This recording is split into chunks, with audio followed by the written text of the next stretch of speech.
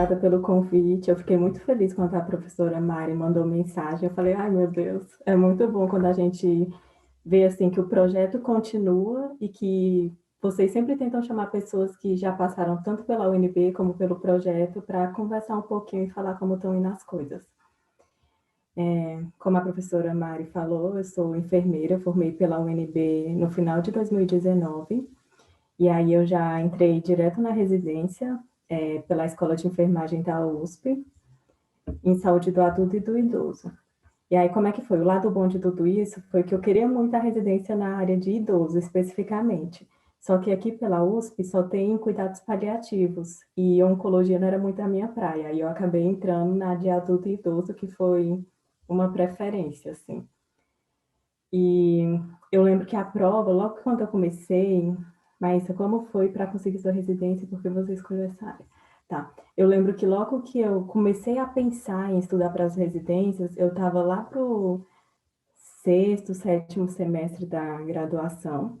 E aí eu tive uma conversa com a professora Andréia, não sei se vocês conhecem, que ela foi minha orientadora. A gente teve uma conversa assim, ó, longa, onde eu defini o meu futuro naquela conversa. Eu falei para ela tudo que eu estava pensando e a gente foi falando, e ela, Maísa, tenta avaliar as possibilidades. E aí eu falei, é residência. Aí teve uma vez que teve um congresso aqui em São Paulo de gerontologia que eu vim, junto com algumas pessoas da Liga de Gerontologia e Geriatria que eu participava. E aí, gente, nesse dia eu tive certeza que era isso mesmo. Aí eu cheguei em casa, comecei a estudar com todo o gás e fiz a prova daqui era a primeira, quando eu fiz, era a primeira que abria no Brasil, prova de residência. Então também é o primeiro resultado que sai. Em dezembro, na primeira semana de dezembro, eu já estava fazendo a matrícula da residência e já tinha meio que um futuro assim, né, certo. E respondendo aqui a pergunta da Heloísa, né, como foi para conseguir a residência?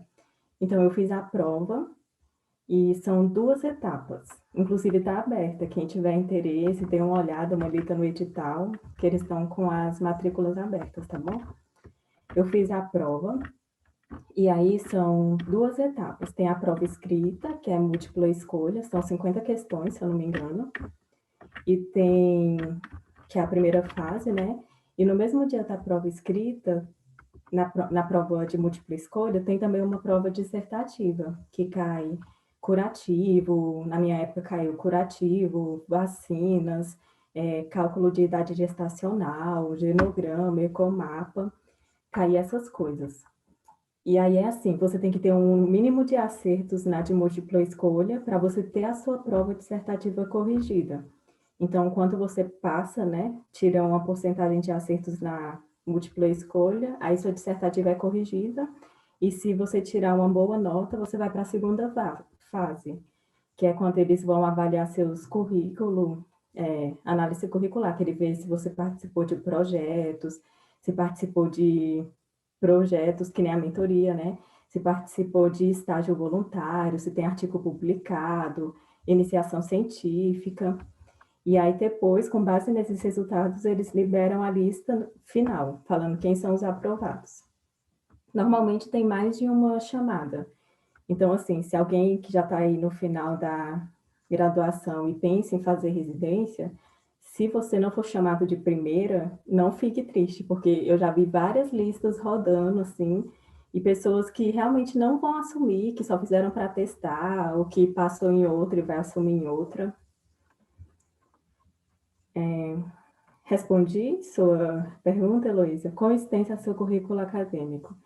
Então, olha, eu vou te dizer que nos primeiros semestres na UNB eu dormi no ponto, vamos dizer assim. Eu focava muito na parte de teoria, tirar nota boa, essas coisas, até que eu descobri que nota não quer dizer nada. É só um número e o que importa é o que você faz além, para além das matérias obrigatórias, sabe? E aí, nesse momento que eu acordei, aí eu comecei a participar de ligas. Então, eu fui da liga de parto, fui do projeto de mentoria, participei do projeto da liga também de gerontologia e geriatria, fiz iniciação científica, todo congresso que tinha, congresso, jornada, tudo que tinha eu ia, curso da ABEM, que a ABEM oferecia muito curso, eu não sei como é que está agora, né? Eu fazia os cursos, que era assim, o dia inteiro, com profissionais especialistas da área mesmo. Deixa eu ver. Questão de artigo científico, eu comecei a entrar em grupo de estudo, grupo de pesquisa, e aí tem artigo até com a professora Mari também, relato de experiência que a gente publicou, não foi, professora? Falando sobre, foi uma mostra de cursos que teve, sabe aquela semana universitária, eu acho? É semana universitária? Isso, Que é vão porque muitos, escolas. muitos ainda não vivenciaram a universidade aqui por conta da pandemia, mas alguns já vivenciaram Hum, a amostra de curso, mas outros nem sabem o que é, né? oh, gente, vocês vão viver isso, eu espero, em breve. Mas tinha, tinha mostra de curso, e aí eu participei, eu e um grupo de vários alunos, a gente participou da construção, e no final teve como resultado, eu e a professora Mari, a gente acabou escrevendo um relato de experiência, e assim, toda oportunidade que tinha, gente, eu estava tentando abraçar, mas sem, como é que eu vou dizer? Sem tentar pegar muita coisa e não ter compromisso, sabe? À medida que eu via que eu não ia conseguir cumprir com os compromissos, eu fui abrindo mão de alguns projetos para entrar em outros, conhecer outras coisas. Mas questão de currículo é você ver assim o que que tem, o que que eu quero. Se você já sabe, foca seu currículo naquela área, evento, jornada, tenta entrar em grupo de pesquisa naquela área. Se você não sabe, começa a conhecer um pouquinho de tudo para você ir descartando. Eu acho que é mais fácil a gente identificar primeiro que eu não quero de jeito nenhum. Pelo menos comigo foi assim. Então eu sabia que eu não queria criança e não queria obstetrícia. E aí ficou mais fácil, né, a partir desse ponto eu ter uma noção do que eu queria. Então, vai vai tentando construir o currículo de vocês desde agora da graduação, tá? Não interessa se está no primeiro semestre ou se está no último, vocês ainda conseguem fazer muita coisa, vão por mim. Caso não se importe, pode nos falar se essa residência da USP tem bolsa? Se sim, quanto é? Tem sim, Igor. Todas as residências no Brasil, ela tem uma bolsa do Ministério de Saúde. Eu vou até pesquisar aqui quanto é que é a bolsa integral, para você ter noção. Mas tem a bolsa integral e você tem um desconto, né? Então, a bolsa é 3 mil e pouco, 3.330,43 centavos, e com os descontos fica 2.961 reais, se eu não me engano. Então, tem sim a bolsa e tem esse desconto, que todo mundo tem esse desconto e nem vê esse valor aí. Vocês têm Para quem adicional tiver mais também, a... mas porque aqui, pelo menos no DF, Hum, tem auxílio, acho que, não sei se é o alimentação, moradia, né? moradia, eu acho que tem. Aqui não tem, gente. Ó, Brasília, quando eu estava estudando para residência, tinha algumas em mente, né? A de Brasília é a única que tem esse auxílio aluguel, que é tipo 900 e poucos reais, quase 1.000. E tem, eu acho que tá a Unicamp, é a Unifesp, que tá uma ajuda, um auxílio de 250 reais, uma coisa assim.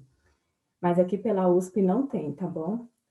Não tem esse auxílio extra moradia, não.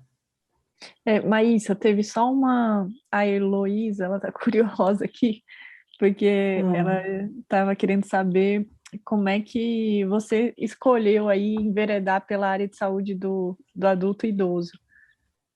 Eu não sei. Ah, tá bom. Então, ó, eu sabia que eu não queria obstetrícia e coisa com criança. E aí eu conheci a professora Andréia, que ela é assim, idoso, parece que é a praia dela, e todo mundo vê quando ela fala a empolgação que ela tem. Ela, a professora Keila. Aí eu comecei a participar da Liga de Gerontologia e Geriatria. Eu fiz uma matéria optativa, o nome era Introdução à Gerontologia. E aí, à medida que eu ia conhecendo, participando de eventos dessa área, eu comecei a olhar de um jeito diferente, sabe? Para a questão de saúde do idoso, principalmente. E foi assim que eu fui decidindo. Então, a partir do momento que eu entrei, eu diria que participar da Liga de Gerontologia e Geriatria foi um divisor de águas, porque foi ali que eu tive certeza que essa era a área que eu ia querer estudar um pouco mais e seguir em diante, sabe? E quando eu entrei na residência, que tinha a questão de adulto também, e aí eu fiquei, vou juntar o útil ao agradável. A gente sempre fala assim que temos que cuidar da nossa vida hoje para a gente ter, né, um futuro, uma velhice boa. Então, eu falei, se eu começar a entender e cuidar já do adulto, do idoso, creio eu que vai ser meio que um bônus eu aprender adulto, já que eu quero idoso. Deu para entender? Respondi sua pergunta, Heloísa? Acho que tem muito a ver com o meio que você anda, sabe? Com quem você está envolvido durante a graduação. Querendo ou não, a gente sofre influência de todos os lados. Os nossos professores, os nossos colegas. Tem gente que já entra na área da enfermagem, já pensando, já sabe direitinho o que quer. Eu conheço pessoas que foram assim, elas já entraram sabendo o que queria e hoje elas seguem na área que elas entraram querendo. Então, o céu é o limite. Eu não sei se vocês conhecem uma resolução que fala sobre as áreas de atuação dentro da enfermagem, que tem 3 grandes áreas e tem várias especialidades dentro dessas áreas. Então, tem saúde coletiva, tem área de saúde coletiva, saúde da criança e do adolescente, saúde do adulto, saúde do idoso, urgência e emergência, gestão, ensino e pesquisa. E dentro dessas grandes áreas, gente, tem muita coisa. A enfermagem não é só intra-hospitalar, não é só extra-hospitalar, não é só home care, não é só dar aula. A gente pode fazer tanta coisa que eu acredito assim, que se as pessoas tivessem noção da potencialidade do quanto ela pode fazer, ela não ficaria tão fechada, sabe? Muita gente acha que é só hospital. Quando fala, eu sou enfermeira, você trabalha em que hospital? Mas tem muita coisa que, enquanto enfermeiras, enfermeiros, nós podemos fazer. Com certeza, Tem a Maísa. E Maiara. essa importância que você trouxe aí desde o começo, né, de experimentar as coisas, né, durante toda a graduação, Sim. porque às vezes, por mais que a pessoa já esteja também certa, né, eu nasci e quero fazer, sei lá, né, saúde, a gente vê muito o pessoal da obstetrícia, assim, né, mas assim, é tão importante experimentar outras áreas também, para agregar conhecimento e para também se permitir experimentar, vai que surge uma outra paixão também, né? Então, sempre é válido e você fez isso durante toda a sua graduação, aí isso é muito bacana. Sim. É muito importante, gente. Por exemplo, eu falo assim, hoje eu posso falar que eu não quero obstetrícia, mas se eu não tivesse participado da Liga de Parto Humanizado, eu não teria essa noção que eu tenho hoje, entendeu? E não desmerecendo ou falando mal, não, pelo contrário, lá eu aprendi muito bem o que nunca deve se fazer com uma mulher gestante, o que não deve fazer durante o parto com a mulher. Então, como a professora Mari falou, a gente aprende de todas as experiências, a gente tira alguma coisa. Então, vão conhecendo aí. A Maiara perguntou: na residência é exigido as técnicas de cuidados? Como é na realidade? Eu acho que você deve estar falando mais de técnica que a gente aprende nos laboratórios, né? Se não for, você me fala aqui, tá bom? Mas assim, gente, o que a gente aprende na teoria, eu até brinco que assim, na faculdade a gente aprende no mundo ideal. Às vezes nem é tão ideal assim, porque a gente não tem tudo no laboratório. Mas a gente aprende aquele curativo com pinça, luva estéreo, curativo, gás, tudo bonitinho. E aí chega na prática, você vê que tem lugares que não tem todos esses materiais, ou então a situação, sabe, o momento não vai permitir que você faça pegue luva estéreo, pegue não sei o quê. Aí você vai ter que pensar, gente, como eu vou fazer esse procedimento sem quebrar lá as técnicas, né? Porque eu não posso colocar o paciente em risco, tem a segurança do paciente e a minha segurança enquanto profissional. Como eu vou fazer isso sem quebrar a técnica, mas usando o que eu tenho? Então, na graduação, a gente aprende sim o ideal, como tem que fazer as coisas direitinho, mas na prática nem sempre a gente tem disponível. E o legal é isso, porque a gente vê, pelo menos eu estou vendo nesse tempo aí da residência, que isso não impede a gente de prestar uma boa assistência, entendeu? A gente não vai deixar de fazer porque não tem. A gente vai fazer com o que a gente tem.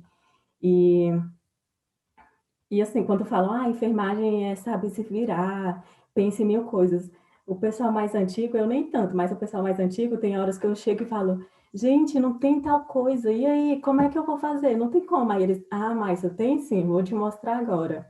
Aí eles fazem lá umas técnicas e ensinam pra gente. Então, na realidade é bem diferente, sim, mas nada, mas não nos isenta de realizar os procedimentos seguindo a técnica, tá bom? Quais são seus planos pós-residência? Heloísa, Heloísa. Vai me fazer refletir agora. Tô brincando, Heloísa. Ó, eu sempre quis, desde a graduação, eu sempre quis dar aula e fazer pesquisa. Só que qual é a grande questão interna minha? Que eu não quero ter o título de enfermeira e não saber ser uma enfermeira, entendeu? Por isso eu optei pela residência, para eu saber realmente fazer, saber como é as coisas na prática, no mundo real. E depois que eu terminar a residência, eu pretendo fazer um mestrado, fazer um doutorado, um pós-doutorado e trabalhar ainda na assistência hospitalar, para eu pegar mais mão, para eu ter uma vivência mesmo, para conseguir compartilhar com os alunos, com as pessoas, porque tem coisa que a gente só aprende na prática, fazendo. E eu conheço profissionais que falam para mim assim, mas eu tenho 30, 40 anos e até hoje tem coisas que eu não sei fazer.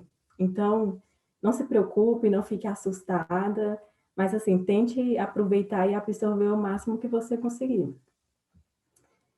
Então, esses são meus planos pós-residência, viu, Heloísa? Mas pode ser que mudem, né? Eu até brinco, porque antes eu falava, eu vou fazer isso, pronto e acabou. Agora minha frase é: a Maísa de hoje planeja isso, isso, isso. Amanhã vamos ver o que o amanhã nos reserva, né? Mas eu estou trabalhando nesses planos, tá bom, Heloísa? A Luísa perguntou: qual é a maior dificuldade dentro dessa área? Olha, dentro da área de adulto e idoso, eu diria assim que talvez a maior dificuldade seja cuidar do idoso e prestar assistência para o idoso no sentido de que alguns profissionais eles meio que infantilizam demais o idoso, sabe? E aí eu aprendi muito na graduação a questão de que cada pessoa é uma pessoa, cada pessoa tem uma história de vida.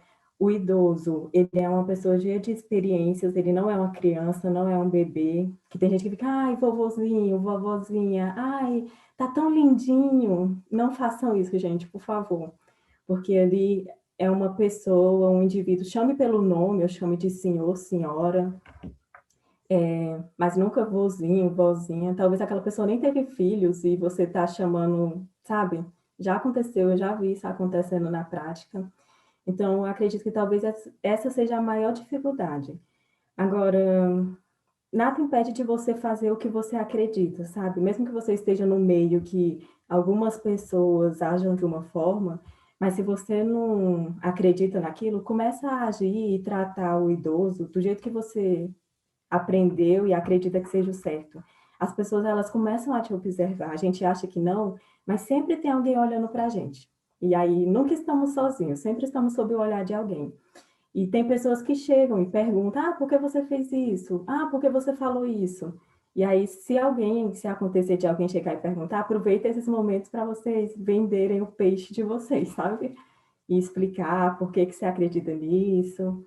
Eu não sei se eu respondi, Luísa, se foi satisfatória a Respondi resposta, tá sim, bom? respondeu. Agora, outra pergunta.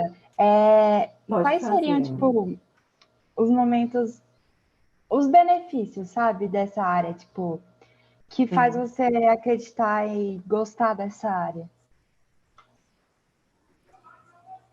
Então, quais são os benefícios? Assim, agora eu não consigo te falar que benefício, sabe?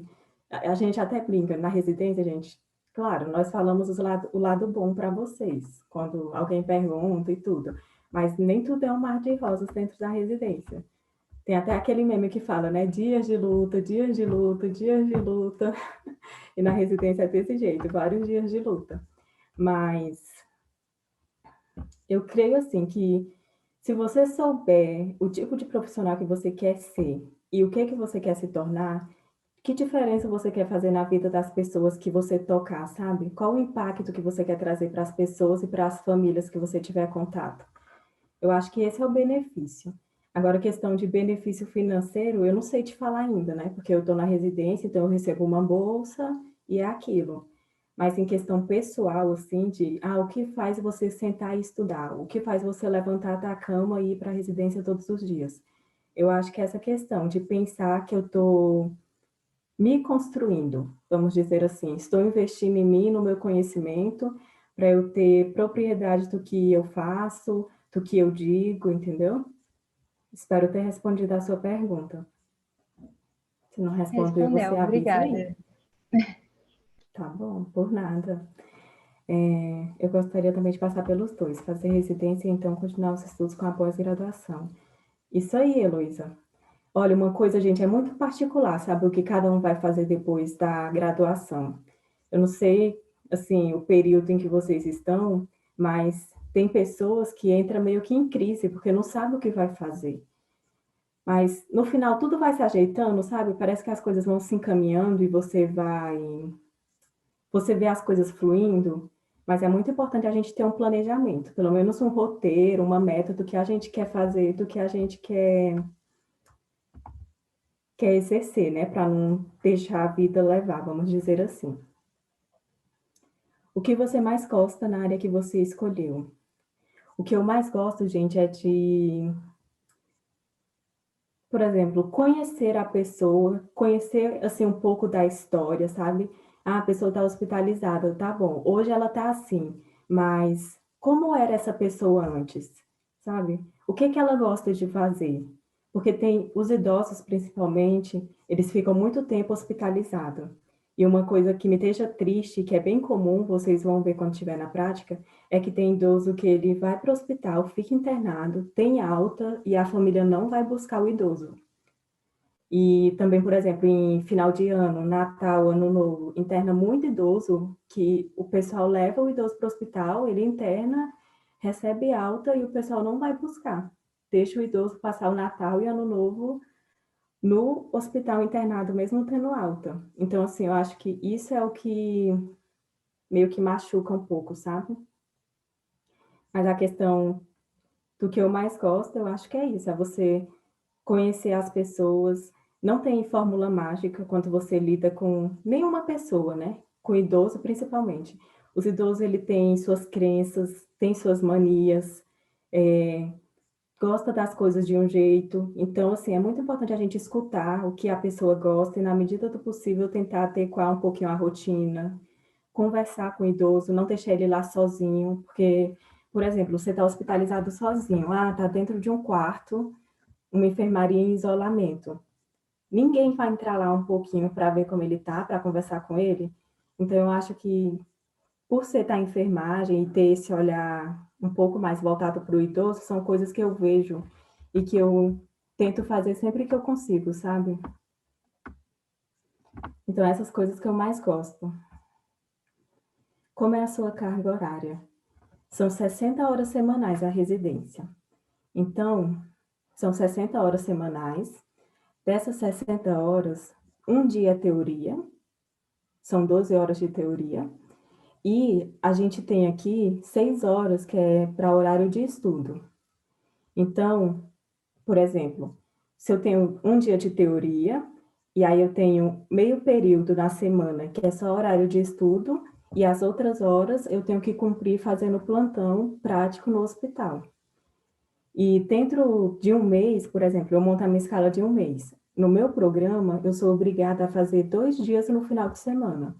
Então, durante um mês, eu trabalho um sábado e um domingo, ou 2 sábados, para conseguir cumprir uma das exigências do cronograma, tá bom?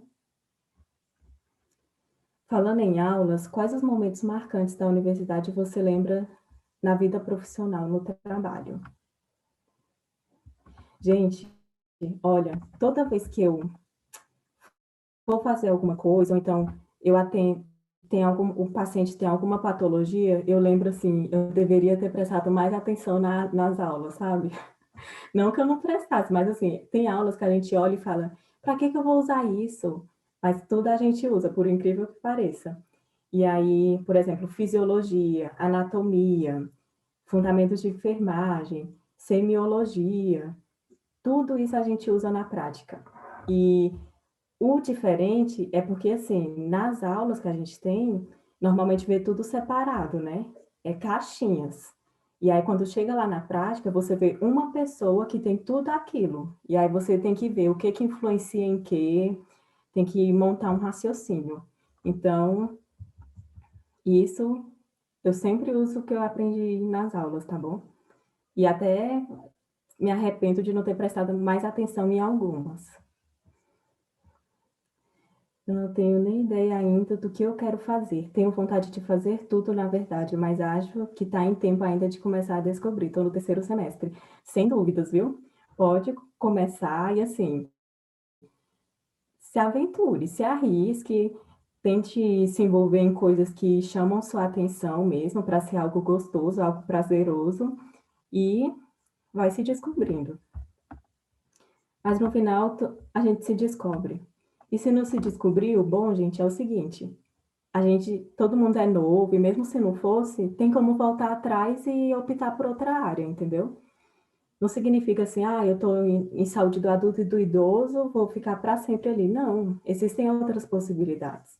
Nada me impede de seguir outra área, agregar algum conhecimento a mais para crescer na área que eu escolhi. Então, se não der certo aí, vocês tentam outras coisas. Uma hora a gente se encontra. Com certeza, né? Como Mas a foi? gente escuta uma coisa muito forte da sociedade. Você tem que escolher a profissão e a área e a carreira para o resto da vida. Mas quem disse que tem que ser para o resto da vida? É, Né? É algo muito não forte isso. mesmo. Então a gente pode se redescobrir a todo momento. É um processo de autoconhecimento mesmo que a gente vai trilhando. Quem é a Mariana de hoje não é a que vai ser amanhã, a Maísa de hoje não é a de amanhã, e assim com cada um. Uhum. Então, é bem colocado isso que você pontuou. Eu sempre trago isso na. A gente começou uma disciplina esse semestre de projeto de vida e carreira profissional. Então, a gente tem desconstruído muitos mitos, assim, né? Legal, Legal. muito interessante. Eu acho que tem um peso muito grande isso que eu também já ouvi, eu creio que a maioria aqui já ouviu, de você tem que escolher o que você quer da sua vida, o que você vai fazer. Eu estava no primeiro ano da residência, as pessoas já me perguntavam o que você vai fazer depois da residência. Gente, calma, deixa eu viver meu momento. Então, assim, não se preocupe com o que os outros vão falar, gente. Pensa que vocês que vão levantar todo dia cedo e fazer aquilo que vocês escolheram, que os outros escolheram por vocês. Então, sejam aquelas pessoas que escolhem o que quer fazer, sabe? Como foi o seu processo para entrar na residência? Prova, coisas a mais que você teve que fazer? Flávia, eu não sei se você chegou no comecinho, mas eu fiz a prova, eu estudei bastante, gente. No último ano da graduação, eu estudei firme mesmo. Final de semana, não tinha, eu só levantava para comer. Meu pai até gravou, tem alguns vídeos que de vez em quando ele me manda, né? Eu sentada lá focada estudando e ele na janela. E eu falando, não, tenho que estudar, tenho que estudar. Então, eu criei um cronograma de estudo mesmo. Na UNB, eu ficava o dia inteiro na UNB, porque era presencial, não tinha pandemia, então para o dia inteiro na UNB, pegava ônibus, chegava em casa tarde, e final de semana eram os dias que eu focava 100% no estudo para bater o edital da residência, sabe? Quando eu escolhi que eu queria realmente fazer a residência pela USP, eu li o edital da prova, vi o que eles exigiam lá na análise curricular, o que eu não tinha ainda, o que eu conseguia garantir, né, até o dia de enviar os documentos. Então, tudo na vida é planejamento. Então, você tem que pensar, o que eu quero? Eu quero passar na residência. Tá, em qual área? Escolheu a área? Ótimo. Agora você tem que escolher em que programa eu quero entrar, entendeu? E aí a dica que eu dou para vocês é ler o edital, dar uma lida bem atento, assim, quais são os processos, o que você já tem, o que você não tem de títulos que você ainda pode conseguir. Tenta conversar com pessoas que já estão ali fazendo aquela residência, aquele mestrado que vocês pensam em fazer. para ela falar como é a vivência lá dentro, uma visão de quem está lá dentro. Então, é isso, Flávia, espero ter respondido, viu? Espero ter respondido. Vocês têm mais perguntas, gente? Curiosidades, pessoal. A Maísa, ela é uma pessoa bem determinada, assim, gente. Porque é isso, né? Cada um tem um funcionamento. Algumas semanas atrás, a gente teve uma enfermeira convidada também, que esteve conosco. Aí, no caso dela, ela falou que ela acabou fazendo um cursinho e tal. Então, assim, cada um se conhece, né? E também dentro da possibilidade. Então, assim, a Maísa, poxa, não tinha como nem, né, Maísa, era o dia inteiro na UNB, literalmente, aula o dia inteiro. É, Então, assim, é dentro da realidade, da possibilidade de cada um. Mas quando a gente quer, né, e com planejamento, é possível. A Maísa tá aí, ó, ela foi a turma não tinha nem formado, mas você já estava lá com o resultado lá da residência, orgulho da turma. Foi a turma que não conseguiu colar grau, né? A sua, por conta da pandemia, né? até hoje a gente está ainda discutindo para ver se esse ano sai. Vamos ver, né? Vamos ver. Ó, tem a pergunta do Igor. Se você atende muitos casos de emergência. Igor, deixa eu falar para vocês então um pouquinho dos setores que a gente passa nessa minha residência que eu estou fazendo. Uma coisa que eu acho legal é justamente isso, porque por ser adulto e idoso, a gente passa por diferentes setores do hospital. Então, eu passei pelo ambulatório, passei pelo setor de imagens do hospital, passei pelo centro cirúrgico, pelo setor de hemodiálise, fiz uma visita técnica no NIR, que é um núcleo de regulação de leitos hospitalares, fiz uma visita técnica na CCIH, que é de controle de infecções, fiz uma visita técnica no CME também. Uma coisa legal que tem aqui no hospital é um programa de assistência domiciliar, que vai na casa dos pacientes que receberam alta, mas que por algum motivo demanda cuidados ainda. Então, curativos, usa sonda, tem traqueostomia, tem GTT, né, que é gastrostomia, uma sonda que fica lá no estômago para alimentação. Aí tem esse PAD, que é a sigla PAD, que a gente vai na casa da pessoa fazer alguns procedimentos e começa a treinar a família também.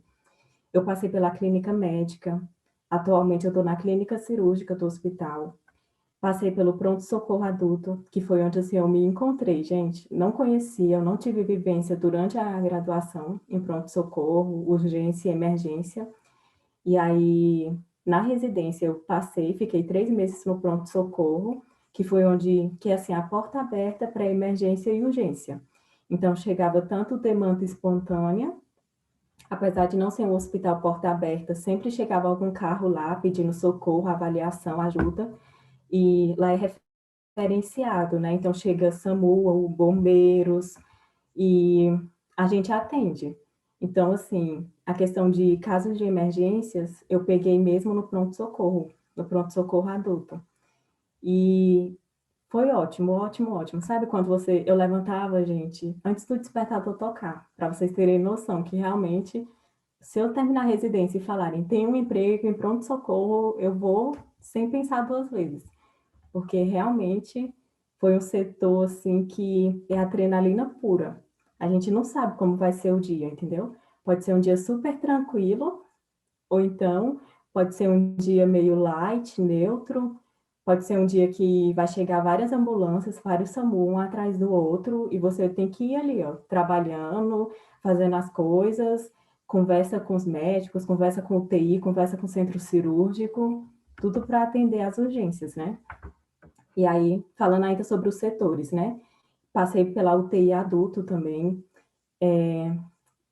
passei um mês na UBS, que é fora do hospital, e vou passar ainda em janeiro em uma unidade referenciada em saúde do idoso, aqui em São Paulo, que só atende idoso e é uma equipe multidisciplinar. E aí, em janeiro, eu vou para lá e vou conhecer um pouquinho, entender como é que funciona. Então, respondendo, deixa eu ver aqui, que até já sumiu a pergunta. Mas Era o respondendo a Igor. pergunta do Igor, foram assim, eu pude viver mais emergências no pronto-socorro, tá bom, Igor? Teve a UTI também, que teve, assim, UTI, os pacientes estão ali monitorizados, estão com a saúde bem fragilizada, instáveis. Então, foi assim, meio que urgências controladas. Mas emergência mesmo foi no pronto-socorro. E eu adorei, gente, adorei. Foi muito bom. Como você aprendeu a lidar com as suas emoções em relação às situações mais críticas, assim, mais tristes, sabe? Gente, ainda bem, né, que questão de emoções, eu vou falar para vocês assim, que na hora que, pelo menos comigo é assim, na hora que tá lá acontecendo as coisas, você só faz, sabe? Você só pensa em vamos tentar salvar aquela vida, vamos lá, o que que tem que fazer, qual é o próximo procedimento, qual vai ser a intervenção. Aí depois que você usou todas as suas energias para aquilo, aí você começa, aí finalizou. E aí tem duas opções. Ou estabilizou o paciente e ele foi para algum outro lugar, centro cirúrgico, UTI, ou então o paciente acabou indo a óbito. E aí é nesse momento que você pega, aí meio que a adrenalina abaixa um pouco e você fala, respira fundo, né? Você fala, dessa vez não deu. Mas eu, pelo menos, eu não fico pensando muito nessas coisas quando eu chego em casa, sabe? Tem colegas que pensam muito, fica sofrendo. Para mim, o mais difícil é ver quando a família recebe notícias ruins, seja de óbito, ou então seja, assim, um prognóstico ruim, sabe? Negativo. Nesses momentos, assim, o coração meio que tá, como é que eu vou dizer? Tá um nó na garganta. E aí esses são os momentos mais difíceis para mim, pelo menos, sabe? Mais tristes. E quando você começa a conhecer um pouquinho do paciente, a história dele, a família, principalmente se o paciente ele ficou internado muito tempo e você teve muito contato com ele, aí eu acredito que a emoção fala um pouco mais forte, sabe? Porque tem aquelas pessoas que a gente acaba se apegando. Mas é assim, é você sempre tentar pensar e trabalhar na sua saúde mental, sabe? Não ficar se martirizando. Se você puder oferecer ali um apoio, né, para o familiar ou para o paciente, beleza, ofereça, tente dar ali um apoio emocional. Se você não tiver nem suporte emocional para aquilo, tudo bem, não tem problema, faça sua assistência, preste o melhor cuidado e, se tiver disponível, encaminha ele ou solicita a avaliação de algum outro profissional mais competente para fazer isso. Mas a questão é a gente ter um pouco de resiliência, sabe, Júlia? Espero ter respondido. Quais as suas atribuições na sua residência no dia a dia? Estou no primeiro semestre e ainda estou pegando a visão sobre as atribuições dos enfermeiros, o que faz no dia a dia e etc. Gente, uma coisa muito... Gostei da sua pergunta, Flávia. Tem uma legislação específica que rege as residências. Então, lá fala direitinho o que é residência, qual é o papel do residente, qual é o papel do preceptor, do tutor, da coordenação, e fala a atribuição de cada pessoa dentro do programa. E aí, respondendo a Flávia, a questão de atribuições, para você conhecer um pouquinho melhor, mesmo que você já ainda esteja no primeiro semestre, eu sugiro que você comece a ler o Código de Ética de Enfermagem. Tudo começa por aí. Você sabendo o Código de Ética de Enfermagem, você vai conhecer os deveres, obrigações, proibições, direitos. E aí, depois que você tem essa visão, aí você, se você pensa em fazer residência, né, mais para frente, aí eu sugiro que você leia a legislação específica. Mas, enquanto eu estou na residência, como eu passo por diferentes setores, então foram diferentes experiências. Teve setores que realmente eu fui tratada como enfermeira. Então, assim, a pessoa olhava para mim e ela falava: Olha, você, estou te tratando de igual para igual, você é enfermeira tanto quanto eu.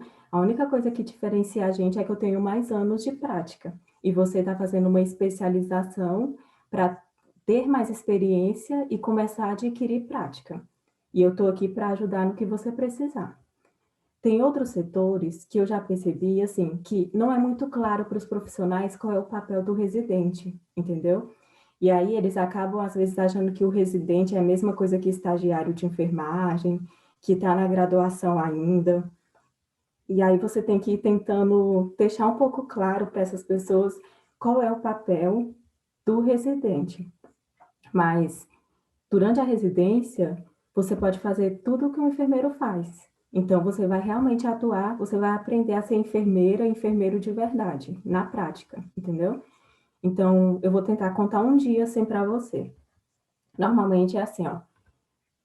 Deixa eu ver aqui, de qual setor eu vou contar. Uma experiência de um dia na UTI. Então, você chega na UTI, pega o plantão do colega da noite, e aí você vai ver quais são as pendências que você tem. Então, o que você tem que resolver, o que é urgente e o que não é tão urgente assim. Distribui escala de técnico, quantos pacientes vai ficar com cada técnico, e aí você faz uma visita nos pacientes para ver como é que está cada paciente. E aí, estou lá na UTI, vou visitar os pacientes. Então, eu chego lá, olho o paciente, olho ele da cabeça aos pés, olho se ele está recebendo droga, se ele está com intubação orotraqueal, em ventilação mecânica, olho se ele tem pulseira com nome, se ele tem acesso, curativo, lesão, dou uma olhada geral em todos os pacientes, e aí depois eu volto, sento e vou ver o que eu tenho que resolver de urgente, o que está para esperar. E aí você tem que fazer a evolução dos pacientes, que é ver, fazer o exame físico completão mesmo, ausculta, ver exame laboratorial. Depois disso, você tem que fazer, né, o NIC, NANDA, NOC, que é a prescrição lá de enfermagem para os técnicos fazerem, a evolução de como está aquele paciente naquele dia. Uma coisa que vocês, na prática, quem já tá vendo e quem ainda vai para o hospital vai conseguir ver, é que eu digo, infelizmente, tudo cai em cima da enfermagem.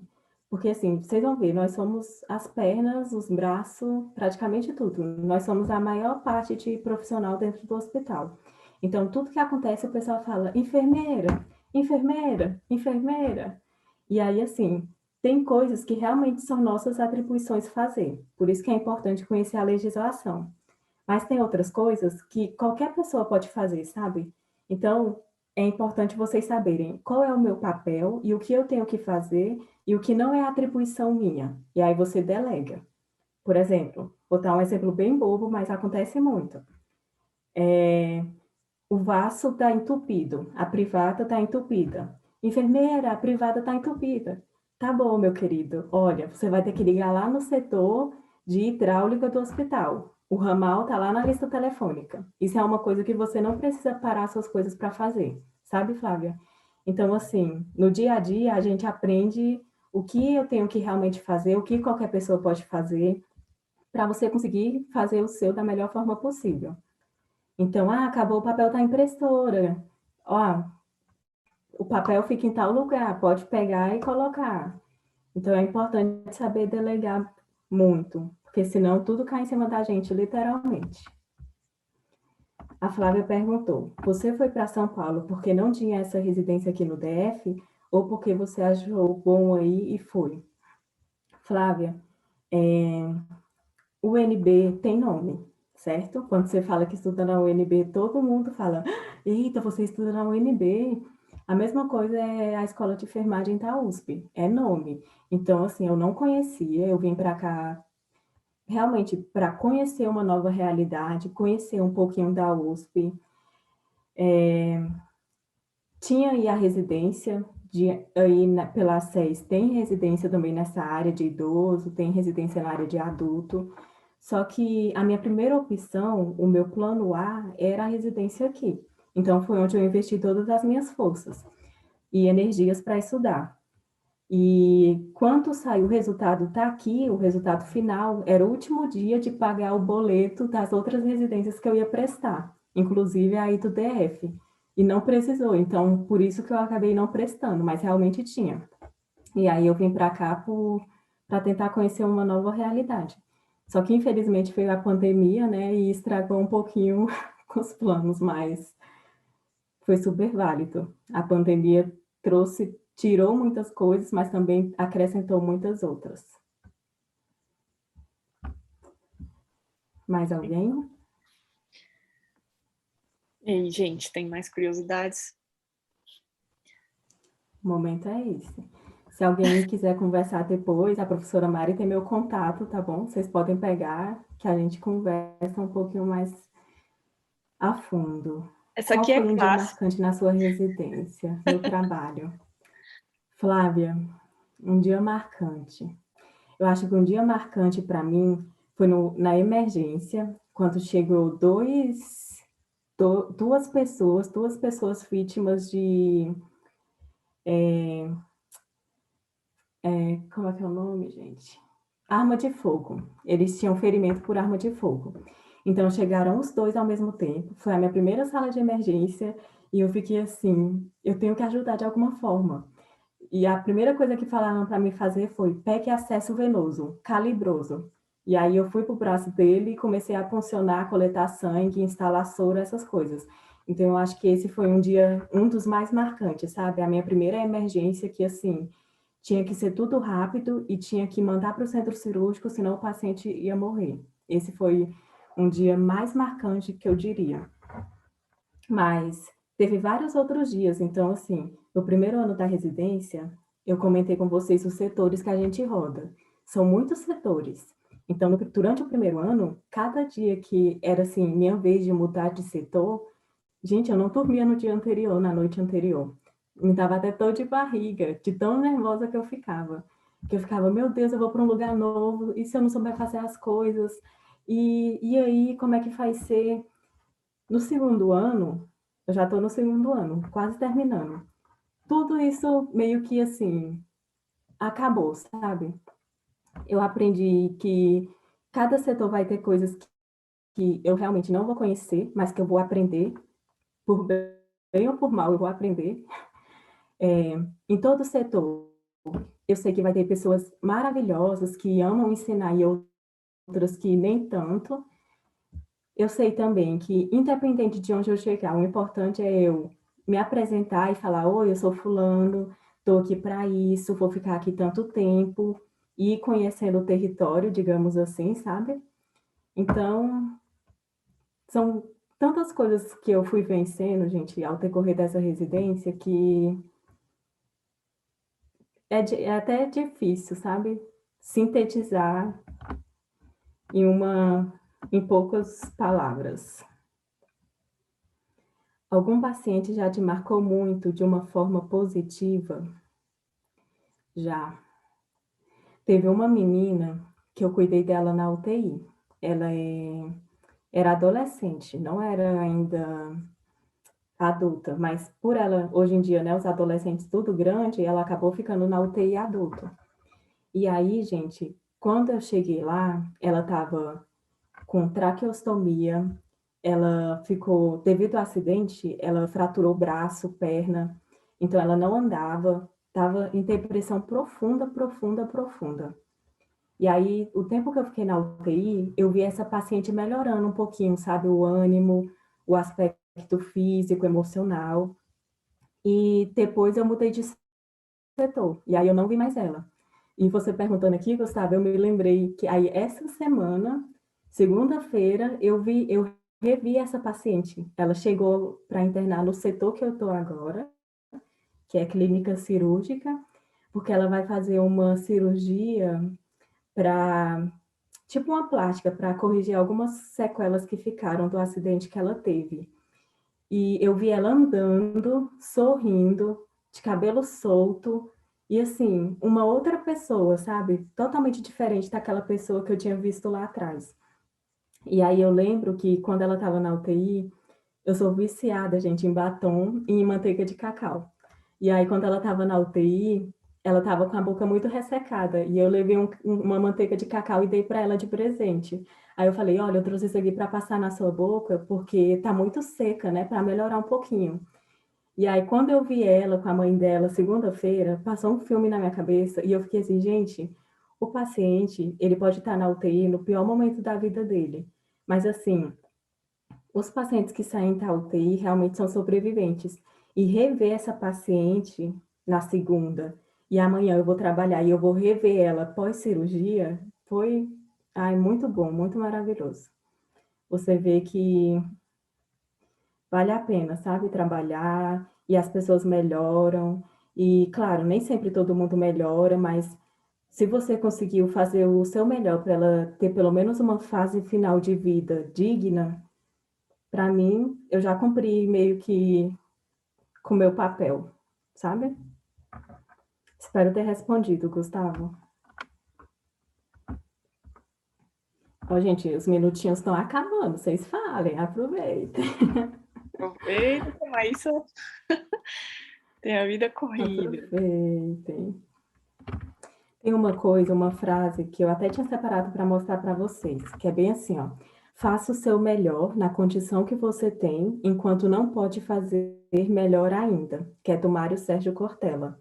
Então, a professora Mayra até tinha comentado, né? Ah, estudem, né? Se programem. Algumas pessoas fazem cursinhos, outras não. Então, tem pessoas, hoje em dia com as redes sociais, tem muita gente que vende imagem, sabe? Para estudar, eu tenho que ter uma escrivaninha, eu tenho que ter um computador, eu tenho que ter um caderno de tal marca, canetas coloridas. E não, gente, para estudar, você precisa, no mínimo, assim, ter uma cadeira, uma mesa, se não tiver, senta na cama ou no chão, porque quem quer faz. Eu conheço pessoas que estudaram em mesa de plástico e passaram, e hoje são grandes pessoas. Você precisa de internet, se não tiver livros, ok. Um celular com internet, alguma coisa assim, uma caneta e um caderno, um bloco de papel. Pronto. É isso que você precisa para iniciar ou dar um start em alguma coisa, sabe? Então, é legal ter uma cadeira confortável para estudar? É legal. Mas nem sempre você vai ter tudo perfeito e disponível. Então, se a gente for esperar o mundo perfeito para começar a fazer as coisas, a gente só vai adiar e os dias vão passar. Então, comecem com o que vocês têm. E à medida que as coisas forem melhorando, tudo melhora junto, sabe? Não fiquem parados por isso. Flávia, qual atividade do seu dia a dia você mais gosta de fazer na residência? Flávia, é difícil falar assim uma coisa que eu mais goste, uma coisa que eu mais gosto de fazer na residência. Mas assim, sabe uma coisa, eu não sei se eu vou conseguir te responder, mas assim, uma coisa que eu fico satisfeita e eu chego em casa e deito a cabeça no travesseiro e falo, hoje foi um bom dia, é quando eu consegui fazer o meu papel de enfermeira assistencialista diretamente ali com o paciente, conseguir fazer um bom papel ali enquanto gestora da unidade, porque ser enfermeira é isso. Por exemplo, o técnico, ele está com 5 pacientes, mas você é enfermeira de todos os pacientes daquela ala. Então, quando eu percebo que eu consegui prestar uma assistência boa para todos aqueles pacientes, consegui conversar com os técnicos, conseguir ajudar, contribuir de alguma forma para que todo mundo terminasse o plantão bem, sabe? Chega, aquece o coração. Você passa o plantão para a colega e fala, olha, vai dar tudo certo, porque está tudo resolvido. E mesmo se não tiver tudo resolvido, você fala, olha, você vai conseguir, tenta aí fazer o melhor que der. E como a gente está praticamente todo dia no hospital, eu até brinco. Eu falo assim, ó, segura as pontas 12 horas que eu só vou em casa dormir e volto. Então, eu acho que isso que eu gosto, quando eu vejo que eu consegui fazer as coisas bem direito, sabe? Isso não significa ter feito tudo, mas significa fazer o máximo com que você conseguia naquele momento. Que dica você daria para alguém que quer fazer residência? Primeiro, escolha qual área você quer, qual programa de residência você quer, comece a ler o edital, comece a estudar. Eu não sei se você está no início do curso, Luísa, ou mais para o meio, final, mas assim, se você estiver no início, vai revisando as disciplinas que você já teve, vê o que tem no edital do que você já viu. Início. Ah, tá bom. Mas assim, então para você, Luísa, essa é para você, ó. Você, se você quiser residência, já pensa assim, comece a construir o seu currículo. Foque nas disciplinas, mas lembra, faculdade, na universidade, o UNB é um mundo, não é só disciplina. Participe de projetos, grupos de estudo, grupos de pesquisa, vá em eventos científicos, Porque, às vezes, a gente vai em um evento, é um pouco caro, mas aquela pessoa, ela estudou um tempão para te falar tudo de novidade em 1 hora, 2, 3 horas, entende?